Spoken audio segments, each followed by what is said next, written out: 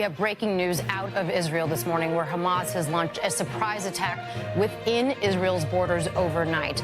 First, launching rockets from the Gaza Strip, then sending militants into the streets of the southern part of Israel. Hundreds of people have been injured. Several have been killed, but that number could be much higher. You are looking at live pictures there. Let's go right to NBC's Raf Sanchez, who is in the south of Israel. Raf, good morning. What is the latest where you are? Joe, Laura, good morning. Israelis woke up today to find their worst nightmares had come true in the form of a massive surprise attack by Palestinian militants from Gaza. As we speak, Palestinian gunmen are inside Israeli cities and towns, something we have never before seen on this scale, and they are fighting running gun battles against Israeli ground forces. Hamas, the major Palestinian militant group that controls Gaza, says they have taken Israelis hostage and they have taken them back inside of Gaza. Now, the Israeli military says this infiltration came by land, by sea, and by air in the form of Hamas gunmen on paragliders infiltrating into Israeli territory. And this was done under the cover of a barrage of more than 2,000 rockets fired in the early hours of this Shabbat morning. Guys, I wanted just to explain to you what the scene is where we are right now. We are on one of the major highways in southern Israel. You would expect this road to be full on a holiday weekend, and instead you can see behind me, this is an Israeli military checkpoint. Israeli forces here are searching all cars that are going past because they do not know at this point where these Palestinian gunmen are, and they are afraid these gunmen may try to be getting north towards Tel Aviv, towards Jerusalem.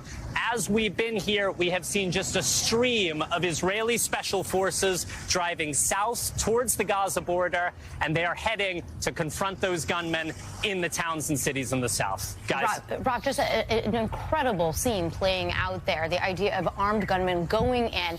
Can you tell us more about the power gliders? We have never seen anything like this before, Laura. When Hamas has tried to get into southern Israel previously, they have done it sometimes through underground tunnels under the border. They have done it sometimes in small boats going out into the Mediterranean and then back onto the Israeli shoreline.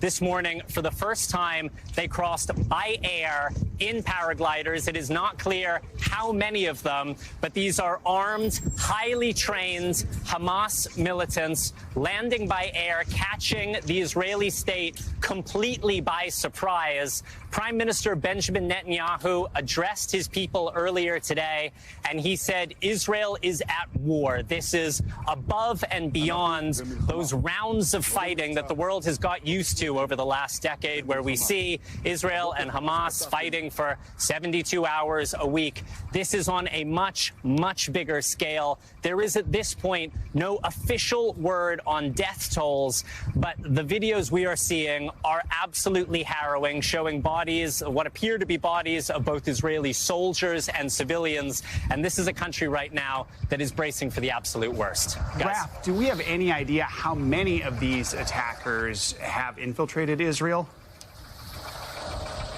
Joe, it's a really good question, and I asked the Israeli military earlier. They would not say. But just judging by the number of locations, at this moment there is fighting. The most recent information we have, at least 5 locations across southern Israel. That suggests that we are looking at squads in large numbers. I asked the Israeli military, are we talking dozens? Are we talking hundreds? They would not say. What they were prepared to say is that Israeli fighter jets are in action right now. We have been seeing them in the skies across southern Israel. They are striking targets inside of Gaza, trying to stop this barrage of rocket fire. But Prime Minister Benjamin Netanyahu, there's an ambulance just coming past us now. Prime Minister Benjamin Netanyahu says what is going on right now in terms of Israeli airstrikes in Gaza is only the beginning of what will be a major, major Israeli retaliation. But guys, the priority for the Israeli military right now is to regain control of these cities where there are still Israeli civilians inside, and nobody at this point knows the scale of the death toll. Right, Guys. that's got to be the first priority, obviously, Raph. Do we have a sense of exactly how many people were taken? I know you told us that they were going across the border, making sure, obviously, that no more people are taken essentially as hostages. Do we know at all right now? Laura, there is no more sensitive piece of information in Israel right now than how many people have been taken hostage, how many are alive, or how many are dead.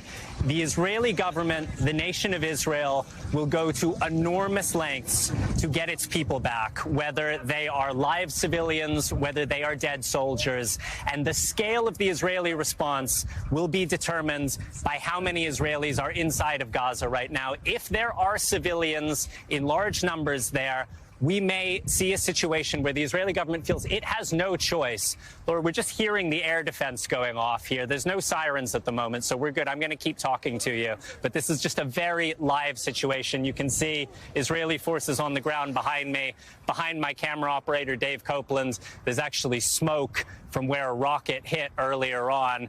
But depending on the number of Israeli civilians who are inside of Gaza, that will determine the scale of the Israeli response. And it may very well be that the government of Israel feels it has no choice but to mount some kind of large-scale ground offensive into Gaza in the densely populated cities of Khan Yunis, of Gaza City, where there are so many civilians among these Palestinian militants. And it is a situation like that we have already seen what appears to be a very serious loss of life this morning. But an Israeli ground invasion inside of Gaza could take this death toll to a whole new level. So everyone in this region is holding their breaths right now. Guys. Raph Sanchez, you and your team continue to stay safe. We'll let you go for now, but we will be checking back with you later this morning. Yeah, that's for sure. Okay, let's bring in NBC's chief foreign correspondent, Richard Engel.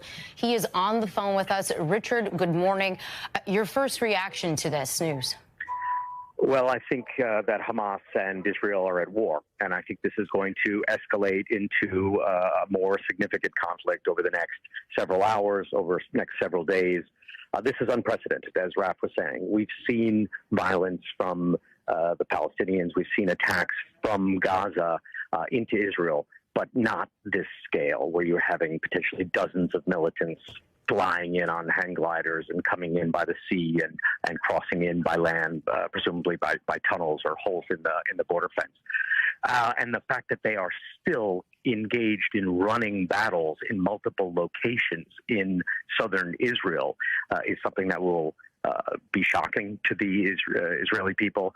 I know that several of the airports and transit points into Israel are already facing delays or cancellations. The country is on alert. Israel said that it is now on war footing. We've heard from Hamas. They have acknowledged this operation. There have been some videos that have come out as well showing gunmen dressed in black preparing for this commando-style raid. And they say that it is retaliation for Israeli actions in Jerusalem, for Israeli actions around the Al-Aqsa Mosque compound. So we've seen this tension. This is an old tension where there's buildup of tension, and the Palestinians will launch an attack in order to punish the Israelis from their perspective for excesses and atrocities.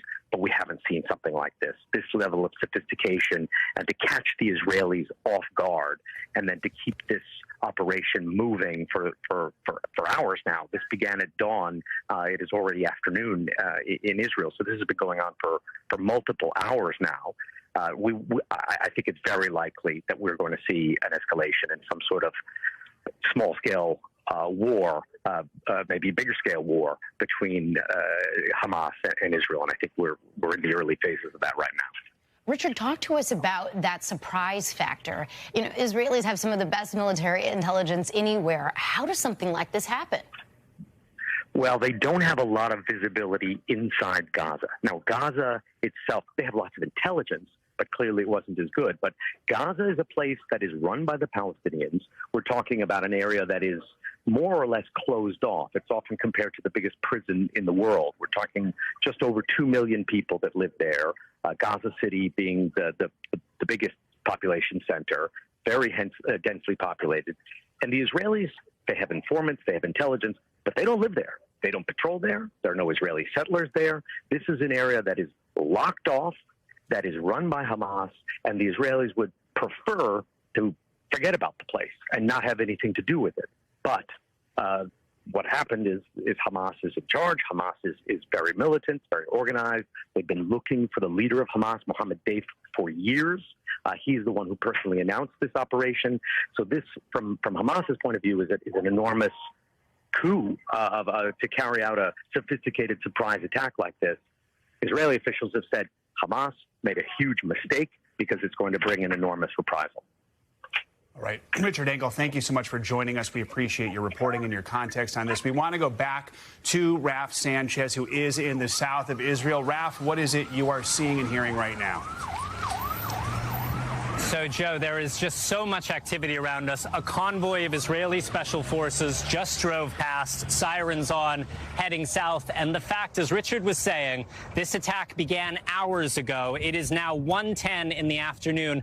The fact that we are still seeing Israeli reinforcements flooding to the south shows you that the Israeli military does not yet have a grip on this situation. This is not something that we are used to seeing. It is normally the Israelis who are confident, who are in control, but they seem to have been caught completely off guard here. Caught off guard in a way that we have not seen Israel surprised in exactly 50 years. You have to go back to October 1973, the Yom Kippur War, when Israel was surprised by a combined Egyptian-Syrian military assault. That was a war where, in the first days, people in this country really thought it might be the end of Israel.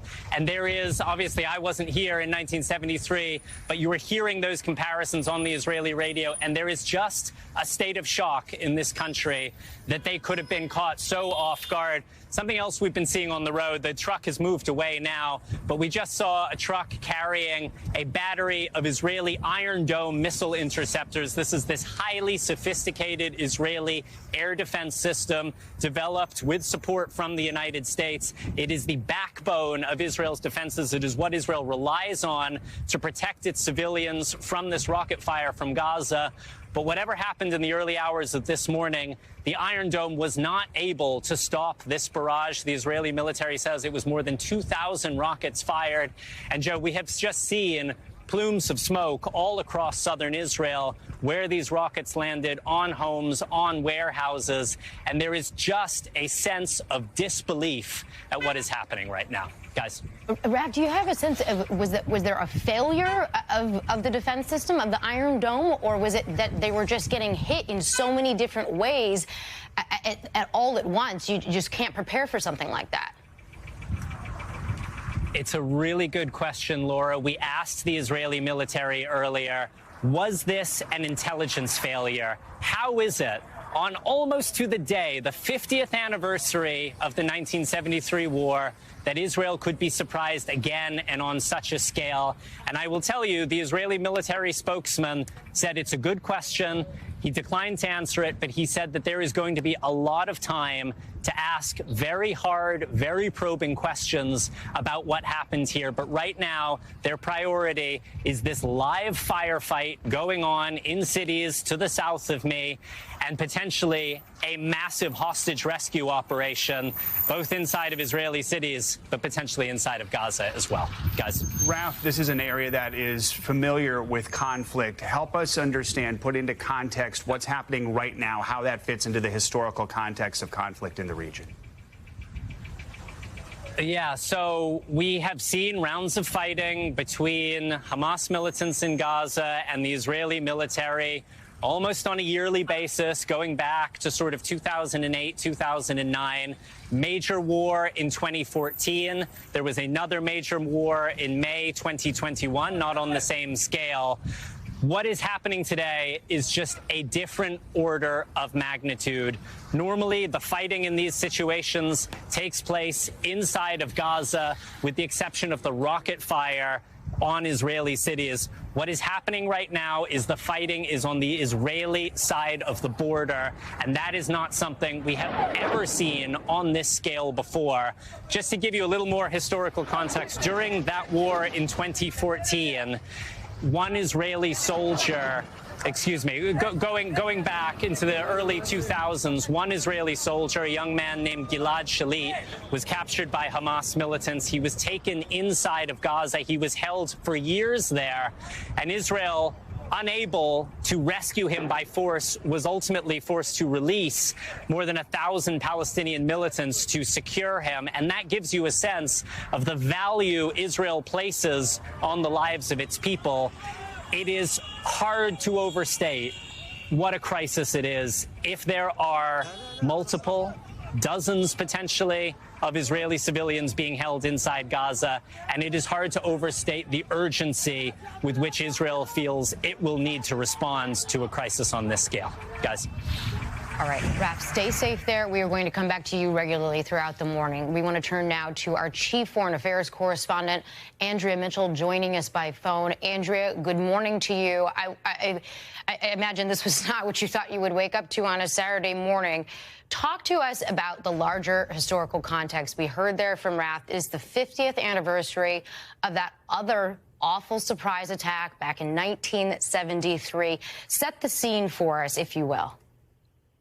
Well, Raph is exactly right. This is so unprecedented. We've had the skirmishes before and outbreaks. I was there in 2021, but there was always a trigger, something that happened. And then it was the Al-Aqsa Mosque, a holy site to the Palestinians and to all Arabs, in fact, where there had been a trigger, in each of these instances, in the intifadas, the first, second, and third intifada in the West Bank. But Gaza is different. Gaza has always been, as Richard and Rolf were saying, a place, a no man's land, really, for Israelis. And there have been these incidents before. The U.S. in the past, secretaries of state, Hillary Clinton in 2009, intervened, went there, negotiated a solution, but it was always small scale. Small scale, though, was always major to Israelis. Israelis take this, so seriously, and this is beyond anything that we've ever seen before. And it is on the 50th anniversary of the Yom Kippur War, which is something that people were holding conferences here. I was at one in New York on Thursday at the Council on Foreign Relations with the former Israeli Prime Minister and other officials from both countries and some of my journalist colleagues. So it was always an academic exercise on the anniversaries of the Yom Kippur War, never anything like this. And again, there was a lot of tension growing in the West Bank and elsewhere in the country, because of growing friction between the Palestinians and the Israelis, because of the most right-wing coalition, Netanyahu's coalition, possibly taking more land, because of the settlement conflicts. But that was in the West Bank. Gaza has been something that Israel, as Richard Engel was saying, would prefer to ignore, because it is ungovernable. And it's always been a tragedy from the Palestinian perspective. And there's this division between Hamas, which runs Gaza, which has always been the most radical of the Palestinians. The other piece of this is that there has been really no Palestinian strong leadership for many, many years. No negotiations really between the Palestinians and the Israelis since 2014. And they have been tentatively talking, intensive negotiations, actually, which haven't reached anything other than a framework for a very different kind of resolution of the Israeli-Arab situation between the Saudis and Israel, recognition by Saudi Arabia and Israel, which people in Israel have been saying, and some in the Netanyahu coalition, Netanyahu himself has been saying would be the end of friction in this region, something that hard right members of the coalition have opposed. But that's the kind of thing that has been discussed at the UN when we were there just a few weeks ago. Nothing has been contemplated like this. The surprise aspect of this is also shocking. You've been talking about the Iron Dome. The Iron Dome has been, virtually impenetrable. There have always been one or two stray rockets, but nothing on the scale of this. And as Rolf was saying, back when one Israeli soldier was held for many, many years, 1,000 Palestinians were turned over when negotiations to try to get him out failed. They never forget. They never leave anyone behind. And here, when you have potentially soldiers as well as civilians, and all Israelis serve in the military, all except the most religious group of Israelis have required military service, men and women, for decades. Well, the entire country will be, completely seized with this. This is not something that will divide Israelis. There will be an investigation as to how they failed to see it coming, and there will be political ramifications from this. But this comes after a period of a full year of full, angry divisions involving the military, former intelligence, protests against the Netanyahu government, the coalition government.